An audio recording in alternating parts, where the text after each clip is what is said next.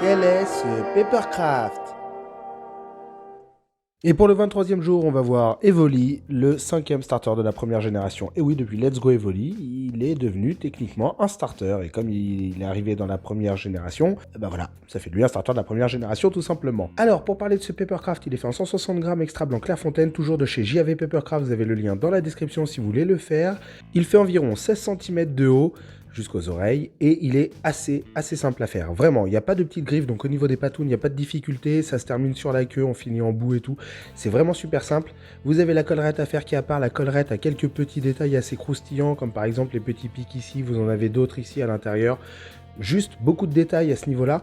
C'est peut-être les pointes un peu difficiles à faire, comme les deux petites pointes à chaque oreille, où c'est du travail de minutie, ainsi que la petite coupe de cheveux, mais en soi, il n'y a pas de grande difficulté pour le faire. Personnellement, lui, je lui donne la note de 4,5, 5 sur 10. Ce que j'ai fait, c'est que moi, j'ai mis de la colle à chaud, là, ici, à l'intérieur, pour venir bloquer la collerette autour du cou, en fait, tout simplement, parce que sinon, elle retombe un petit peu.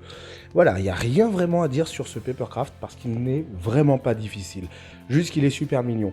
Je vous l'ai pas dit avant, mais vous pouvez changer les yeux, parce que vous avez les fichiers, quand vous téléchargez, vous avez en fait les fichiers des yeux, et vous pouvez choisir l'expression que vous voulez. Les yeux et la bouche. Voilà, moi j'ai gardé l'expression de base, parce que j'aimais bien. Allez, je vais vous montrer maintenant tous les Pokémon.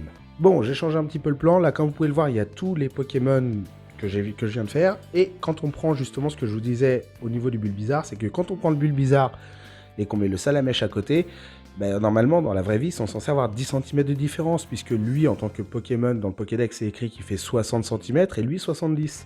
Techniquement du haut de ses 17 cm, lui devrait être aux alentours de 15,5. Voilà, et il n'en fait que 13. Donc en fait, il devrait avoir la taille de Carapuce par rapport à Bulbizarre. Donc si vous imaginez que le Salamèche c'est Carapuce, voyez dans la vraie vie, tombe, vas-y fais-toi plaisir Cara. Voyez que dans la vraie vie, la différence entre le Bulbizarre et le Carapuce, normalement c'est ça.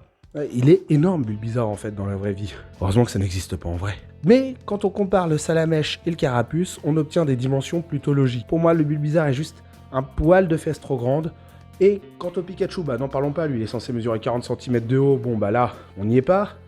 Mais vas-y tombe, fais-toi plaisir, Carapuce, vraiment, fais-toi plaisir. Hop, il est rebelle, il est dissident.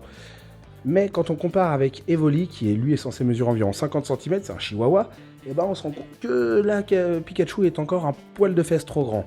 Bon, ça à la rigueur c'est pas trop grave, ou alors c'est Evoli qui a un poil de fesses trop petit. Ce qui est dommage, c'est qu'on ne peut pas changer les dimensions, ils étaient un peu surexposés. Ce qui est dommage, c'est qu'on ne puisse pas changer les dimensions parce qu'on n'a pas accès au fichier. J'ai un petit display des 5 Pokémon Starter, c'est un petit kiff perso. Et voilà, bon, c'est tout pour aujourd'hui. Je vous dis à demain pour la dernière vidéo où vous pourrez télécharger la dernière partie d'Alphonse. Allez, au revoir.